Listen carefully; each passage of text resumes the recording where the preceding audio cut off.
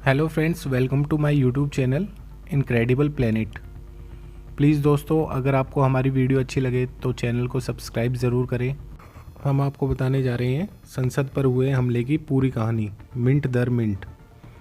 तारीख 13 दिसंबर 2001। समय सुबह 11:28। स्थान संसद भवन दिल्ली। 13 दिसंबर 2001 को संसद पर हुए आतंकी हमले में संसद भवन के गार्ड और दिल्ली पुलिस के जवान समेत कुल 9 लोग शहीद हुए थे। उस दिन एक सफ़ेद एम्बेसडर कार में आए 5 आतंकवादियों ने 45 मिनट में लोकतंत्र के सबसे बड़े मंदिर को गोलियों से छलनी करके पूरे हिंदुस्तान को झकझोर दिया था। सदन की शीतकालीन सत्र की सर्द गर्मियाँ तेज थी। विपक्ष के ज़बरदस्त हंगामे के बाद दोनों सदनों की कार्रवाई 40 मिनट के लिए स्थगित की जा चुकी थी। सदन स्थगित होते ही प्रधानमंत्री अटल बिहारी वाजपेयी और विपक्ष की नेता सोनिया गांधी लोकसभा से निकलकर अपने अपने सरकारी निवास के लिए कूच कर चुके थे। बहुत से सांसद भी वहां जा चुके थे, पर गृह मंत्री लाल कृष्ण आडवाणी अपने कई साथी मंत्रियों और लगभग 200 सांसदों के साथ अब भी लोकसभा में ही मौजूद थे। हमेशा की तरह लोकसभा परिसर के अंदर मीडिया का भी पूरा जमावड़ा मौजूद था। तब तक बहुत से सांसद और मंत्री भी सदन के अंदर से बाहर निकल आए थे और गुनगुनी धूप का मज़ा ले रहे थे। समय सुबह 11:29। स्थान संसद भवन का गेट नंबर 11। उपराष्ट्रपति कृष्णकांत शर्मा के कार के काफिले में तैनात सुरक्षाकर्मी अब सदन से उनके बाहर आने का इंतज़ार कर रहे थे और ठीक उसी पल एक सफ़ेद एम्बेसडर कार तेज़ी से उपराष्ट्रपति के काफिले की तरफ बढ़ती है। संसद भवन के अंदर आने वाली गाड़ियों की तय रफ्तार से इसकी रफ्तार कहीं ज़्यादा तेज़ थी। कोई कुछ समझ ही पाता कि कार के पीछे लोकसभा के सुरक्षा कर्मचारी जगदीश यादव भागते नजर आए। वो लगातार कार को रुकाने का इशारा कर रहे थे। जगदीश यादव को यूं बेतहासा भागते देख उपराष्ट्रपति के सुरक्षाकर्मी एसआई जीत राम, एसआई नानक चंद और एसआई शाम सिंह भी एम्बेसडर कार को रोकने की कोशिश में उसकी तरफ झपटते हैं। सुरक्षाकर्मियों को अपनी ओर आता देख एम्बेसडर कार का ड्राइवर अपनी गाड़ी को गेट नंबर 1 की तरफ मोड़ देता है। गेट नंबर 1 के नज़दीक ही उपराष्ट्रपति की कार खड़ी थी। तेज़ रफ्तार और मोड़ की वजह से कार का ड्राइवर नियंत्रण खो देता है और गाड़ी सीधा उपराष्ट्रपति की कार से जा टकराती है। समय सुबह 11:30। स्थान गेट नंबर 1 संसद भवन। अब कोई कुछ समझ पाता कि तभी एम्बेसडर के चारों दरवाजे एक साथ खुलते हैं और गाड़ी में बैठे 5 फिदायीन पलक झपकते ही बाहर निकलते हैं और अंधाधुंध गोलियां बरसानी शुरू कर देते हैं। पांचों AK-47 से लैस थे। पांचों के पीठ और कंधे पर बैग थे। पहली बार आतंक लोकतंत्र की दहलीज पार कर चुका था। पूरा संसद भवन गोलियों की तड़तड़ाहट से गूंज उठा था।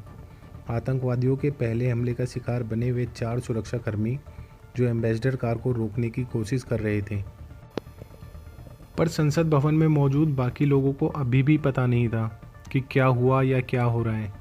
गोलियों की आवाज़ को ज़्यादातर लोग पटाखों का शोर समझ रहे थे। किसी ने वह मोह गुमान में भी नहीं सोचा था कि संसद भवन के अंदर भी आतंकवादी घुस सकते हैं। पर फिर तभी गोलियों की तड़तड़ाहट के बीच में एक धमाके की आवाज़ आती है। गोलियों की गूंज के बाद पहला धमाका ये ऐलान कर चुका था कि दुनिया के सबसे बड़े लोकतंत्र के मंदिर यानी संसद भवन पर हमला हो चुका है। गोलियों की तड़तड़ाहट और धमाकों की गूंज के बीच सुरक्षाकर्मियों को लहूलुहान जमीन पर गिरते देख पल भर में तस्वीरें साफ हो चुकी थी और अब संसद भवन के अंदर चारों तरफ अफरा तफरी और दहशत का माहौल था, जिसे जिधर जो कोना दिखाई दे रहा था वो उधर ही भाग रहा था। अभी भी गोलियों की आवाज़ सबसे ज़्यादा गेट नंबर 11 की तरफ से आ रही थी। पांचों आतंकवादी अब भी एम्बेसडर कार के ही आसपास से गोलियां और ग्रेनेड बरसा रहे थे। तब भी आतंकवादियों को गेट नंबर 11 की तरफ जमा देख संसद भवन के सुरक्षाकर्मी दिल्ली पुलिस और CRPF के जवानों के साथ गेट नंबर 11 की तरफ बढ़ते हैं। अब दोनों तरफ से गोलीबारी शुरू हो चुकी थी। गोलीबारी से महज कुछ 100 मीटर की दूरी पर मौजूद गृह मंत्री लाल कृष्ण आडवाणी को भी तब तक हमले की खबर मिल चुकी थी। लिहाजा लाल कृष्ण आडवाणी और रक्षा मंत्री जॉर्ज फर्नांडिस समेत तमाम वरिष्ठ मंत्रियों को फौरन सदन के अंदर ही महफूज जगहों पर ले जाया गया। इसके साथ ही सदन के अंदर जाने वाले तमाम दरवाजे भी बंद कर दिए जाते हैं। और वहाँ सुरक्षाकर्मी अपनी अपनी पोजीशन ले लेते हैं। उधर दूसरी तरफ सुरक्षाकर्मियों को गेट नंबर 11 की तरफ बढ़ते देख पांचों आतंकवादी भी अपनी पोजीशन बदलने लगते हैं। 5 में से एक आतंकवादी गोली चलाता हुआ गेट नंबर 1 की तरफ भागता है, जबकि बाकी 4 गेट नंबर 12 की तरफ बढ़ने की कोशिश करते हैं। आतंकवादियों की कोशिश किसी तरह सदन के दरवाजे तक पहुंचने की थी, ताकि वह सदन के अंदर घुस सकें, मगर सुरक्षाकर्मियों ने पहले ही तमाम दरवाज़ों के इर्द गिर्द अपनी पोजीशन ले रखी थी। इसके अलावा आतंकवादी जिस तरह गोलियां बरसाते हुए इधर उधर भाग रहे थे, उससे साफ लग रहा था कि वे अंदर तो घुस आए हैं, पर उन्हें यह नहीं पता कि सदन के अंदर दाखिल होने के लिए दरवाजे किस तरफ हैं। इसी अफरा तफरी के बीच एक आतंकवादी जो गेट नंबर 1 की तरफ बढ़ गया था, वहीं से गोलियां बरसाता हुआ सदन के अंदर जाने के लिए संसद भवन के गलियारे से होता हुआ एक दरवाजे की तरफ बढ़ता है। लेकिन इससे पहले कि वह अपनी कोशिश में कामयाब होता, उसे सुरक्षा बलों की गोली लग जाती है। गोली लगते ही गेट नंबर 1 के करीब गलियारे में ही दरवाजे से कुछ दूर वो गिर पड़ता है। पहला आतंकवादी गिर चुका था, पर अभी वो जिंदा था। सुरक्षाकर्मी उसे पूरी तरह से निशाने पर लेने के बावजूद उसके करीब जाने से अभी भी बच रहे थे, क्योंकि डर यह था कि कहीं वह खुद को उड़ा ना ले। और सुरक्षाकर्मियों का यह डर गलत भी नहीं था, क्योंकि ज़मीन पर गिरने के कुछ ही पल बाद जब उस आतंकवादी को लगा कि अब वो गिर चुका है, तो उसने फ़ौरन रिमोट दबाकर खुद को उड़ा लिया। उसने अपने शरीर पर बम बांध रखा था। 4 आतंकी अभी भी जिंदा थे। ना सिर्फ जिंदा थे, बल्कि लगातार भाग भाग कर अंधाधुंध गोलियां बरसा रहे थे। ऐसा लगता था मानो वो घंटों मुकाबला करने की तैयारी के साथ आए थे, क्योंकि उनके पास गोली, बम और ग्रेनेड का पूरा ज़ख़ीरा था, जो वो अपने शरीर में छुपाकर और कंधों पर टंगे बैग में लेकर आए थे। अब तक एनएसजी कमांडो और सेना को भी हमले की खबर दी जा चुकी थी। आतंकवादियों से निपटने में माहिर दिल्ली पुलिस की स्पेशल सेल की टीम भी संसद भवन के लिए कूच कर चुकी थी, पर संसद भवन में लाइव ऑपरेशन अभी भी जारी था। न्यूज़ चैनल के जरिए हमले की खबर अब देश विदेश तक फैल चुकी थी। इस बीच शायद बाकी बचे 4 आतंकवादियों को भी अपने एक साथी की मौत की खबर लग चुकी थी।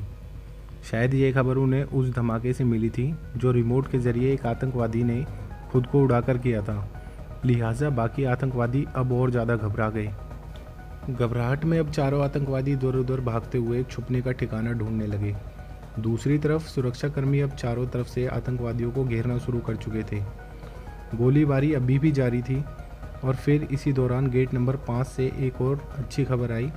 एक और आतंकवादी सुरक्षाकर्मी की गोलियों से ढेर हो चुका था। अब बचे 3 आतंकवादी। उन तीनों को अच्छी तरह पता था कि वो संसद भवन से जिंदा बचकर नहीं निकल सकते। लिहाजा उन्होंने भी संसद भवन के अंदर जाने की एक आखिरी कोशिश की। वह गोलियां बरसाते हुए धीरे धीरे गेट नंबर 9 की तरफ बढ़ने लगे, मगर मुस्तैद सुरक्षाकर्मियों ने उन्हें गेट नंबर 9 के पास ही घेर लिया। समय दिन के करीब 12:10। स्थान गेट नंबर 9 संसद भवन। अब पूरा ऑपरेशन गेट नंबर 9 के पास सिमट गया था। दोनों तरफ से लगातार गोलियां चल रही थी। बीच बीच में आतंकवादी सुरक्षाकर्मियों पर हथगोले भी फेंक रहे थे, पर क्योंकि वह चारों तरफ से घिर चुके थे, लिहाजा अब बचने का कोई रास्ता नहीं था। और आखिरकार कुछ देर बाद एक एक करके तीनों आतंकवादी ढेर हो चुके थे। तो दोस्तों, अगर आपको हमारी ये वीडियो पसंद आई हो तो हमारे चैनल को सब्सक्राइब करें, ताकि हम और भी इस तरह की वीडियोज़ आपके लिए ला सकें।